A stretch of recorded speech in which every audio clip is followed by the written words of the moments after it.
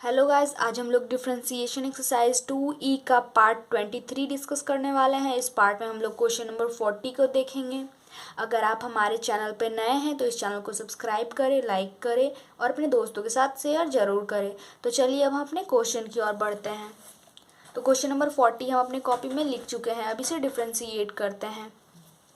यहाँ पे हमारा डिफ्रेंशिएशन होगा तो हमारा क्वोशंट रूल लगेगा, जिस रूल में हम लोग इस टर्म को रखेंगे, इस टर्म को डिफ्रेंशिएट करेंगे, माइनस फिर इस टर्म को रखेंगे, इसको डिफ्रेंशिएट करेंगे, बाई में इस टर्म का होल स्क्वायर होगा dy/dx। यहाँ आप लोग लिख दीजिएगा कि हम लोग यहाँ किस रूल का यूज़ कर रहे हैं।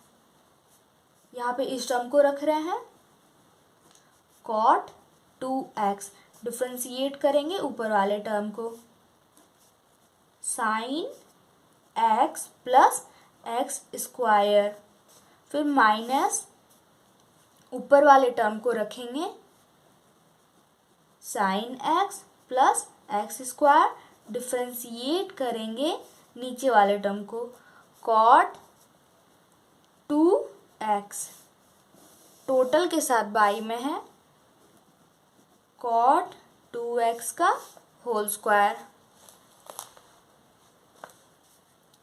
dy/dx इक्वल्स टू, यहाँ हम लोग इस टर्म को ऐसे ही रखेंगे cot 2x। यहाँ जब हम लोग डिफ्रेंशिएट करेंगे तो यहाँ एक बार इसका डिफ्रेंशिएशन होगा, एक बार इसका डिफ्रेंशिएशन होगा, एक बार sin x को डिफ्रेंशिएट करेंगे प्लस एक बार एक्स स्क्वायर को डिफ्रेंशिएट करेंगे। तो जब हम लोग यहाँ sin x को डिफ्रेंशिएट करेंगे, अगर आप स्टेप बढ़ाना चाहते हैं तो वैसे भी लिख सकते हैं कि एक बार इसको डिफ्रेंशिएट कर रहे हैं, एक बार इसके साथ डिफ्रेंशिएशन में लिख दीजिएगा। हम यहाँ डायरेक्ट कर रहे हैं। तो जब हम लोग sin x को डिफ्रेंशिएट करेंगे तो हम लोग sin x का डिफ्रेंशिएशन क्या होता है cos x plus x square को डिफ्रेंशिएट करेंगे तो यहाँ हो जाएगा 2x, ये माइनस, उसके बाद इस टर्म को हम लोग ऐसे ही रखेंगे sin x plus x square. यहाँ पे डिफ्रेंशिएशन होगा, जब भी c से टर्म स्टार्ट होता है उसका डिफ्रेंशिएशन होता है तो नेगेटिव पहले आता है, ये हमेशा याद रखिएगा। उसके बाद जब cot x को डिफ्रेंशिएट करेंगे तो हमारा हो जाएगा cos x square x,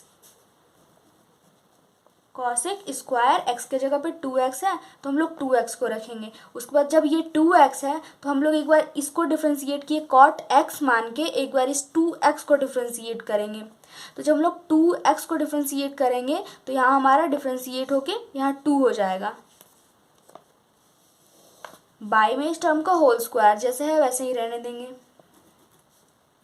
cot 2x का होल स्क्वायर।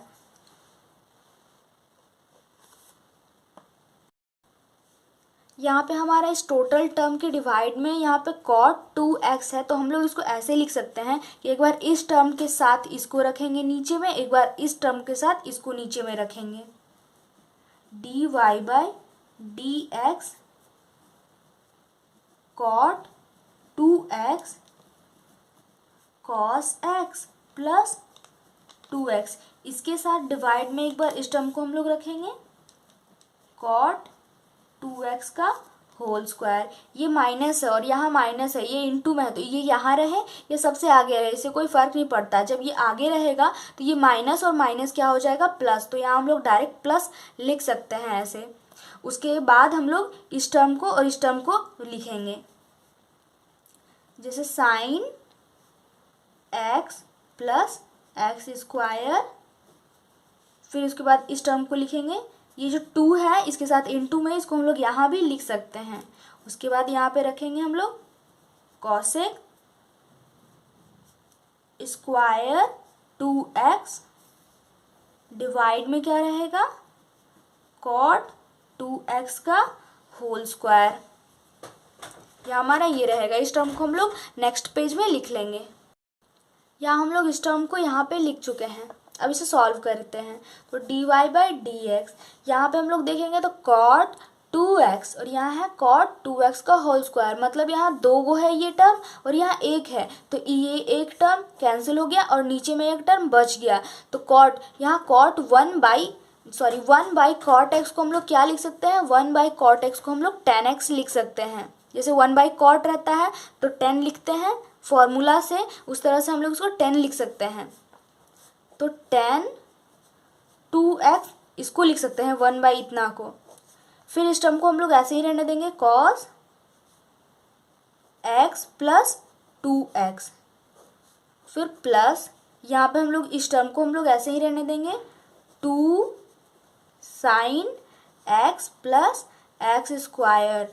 यहाँ पे हम लोग कॉसेक स्क्वायर 2x है तो कॉसेक को क्या लिख सकते हैं, कॉसेक को 1/sin लिखा जाता है। और यहाँ पे कॉट है तो कॉट को क्या लिखा जाता है, कॉट को cos/sin लिखा जाता है।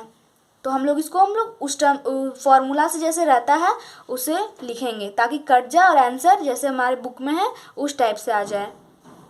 तो हम लोग यहाँ पे लिखेंगे 1/sin स्क्वायर 2x और यहाँ हम लोग क्या है cot 2x को क्या लिखेंगे cos/sin।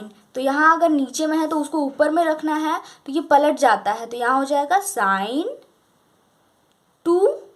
Square 2x by cos square 2x। यहाँ पे हम लोग देखेंगे तो ये sin स्क्वायर 2x है और ये sin स्क्वायर 2x, यहाँ पे ये टर्म कैंसिल हो जाएगा। बचेगा क्या dy/dx tan 2x।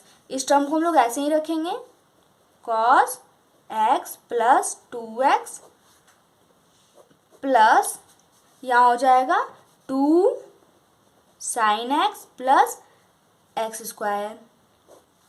यहाँ 1/cos बच जाएगा। 1/cos क्या होता है sec, यहाँ स्क्वायर में है तो इस टर्म को स्क्वायर हम लोग यहाँ भी लिख सकते हैं और होल का भी स्क्वायर लिख सकते हैं, दोनों का मतलब सेम होता है।